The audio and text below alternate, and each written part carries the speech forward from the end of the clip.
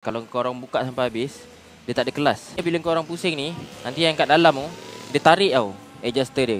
Sebab tu gear dia macam ni. Okay. Okay, kalau korang ikat, korang ikat dia macam biasa je tau. Okay, korang ikat macam biasa. Nampak gear dia gerak sendiri. Tengok Tengok ni, aku ikat Korang tengok gear dia nanti gerak sendiri. Sebab apa tau? Sebab bearing slot adjuster tu dia pegang sub kita. Nampak tau? Kan? Lepas tu time nak adjust tu, korang adjust ni, korang tekan. Jangan sampai bila korang dah rasa jejak ni kan. Dah rasa jejak ni, dah rasa ni, mungkin tekan lagi. Jangan. Bila dia dah jejak ni kan, bila dia dah jejak macam ni, maknanya macam ni tau. Maknanya macam yang 4 spring tu kan. Okay, dia ada tempat adjust tau dekat dalam. Ada sub tu. Dia akan, bila kita adjust sini, dia akan naik pop, dia jejak kat sini. Dah. Jangan bila dia dah, korang dah rasa pop, dia jejak, korang tekan lagi ikat.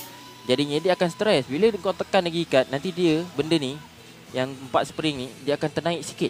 Bila ternaik sikit, bila enjin kita pusing laju, itu yang kelas kita slip. Okay. Jadi kena faham. Korang adjust benda ni, zas sampai jejak je. Okay, dah jejak tu tahan. Waktu korang ikat yang 10 ni, yang ini korang tahan, jangan bagi gerak. Yang 10 ni ikat. S-Spy pun sama. S-Spy, EX-Spy. Macam itu juga. Aku tekan gear, ni dia akan naik tau. Fuck, dia naik. Aku masuk gear, kan.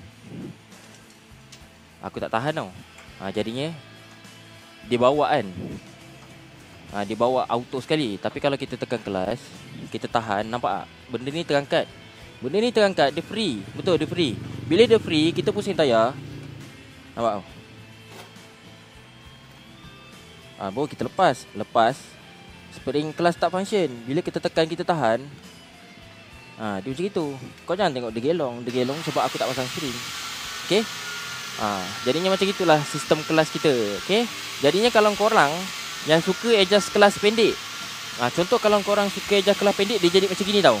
Contoh macam gini Okay, korang tengok aku naikkan sikit je kelas dia. Macam gini. Nampak? Dia sikit je kan. Tapi sebenarnya iron plate kita dengan kelas plate kita masih bergesel.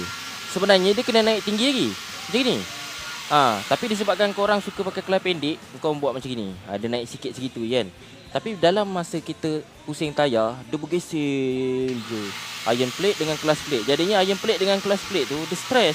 Bila stres, itu yang jadi susah kita nak spray gear. Macam tu lah sebab dia.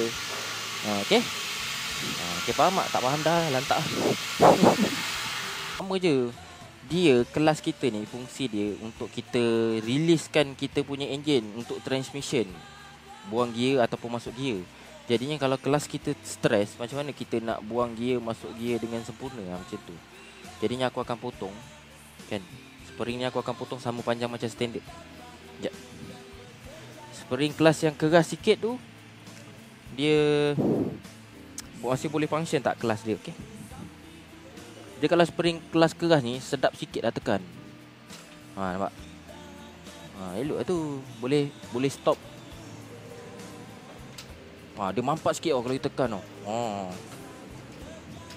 Rasa lah kalau kita masuk gear kan. Okay, ni gear 1 Okay, ni dia tak bawa auto dengan kelas. Dia naik pun tinggi. Bila kita lepas, masuk gear 2, tahan. Lepas masuk gear 3, tahan. Lepas masuk gear 4, tahan. Lepas masuk gear lagi sekali, dia terus kosong. Okay. Jadi macam tu. Okay.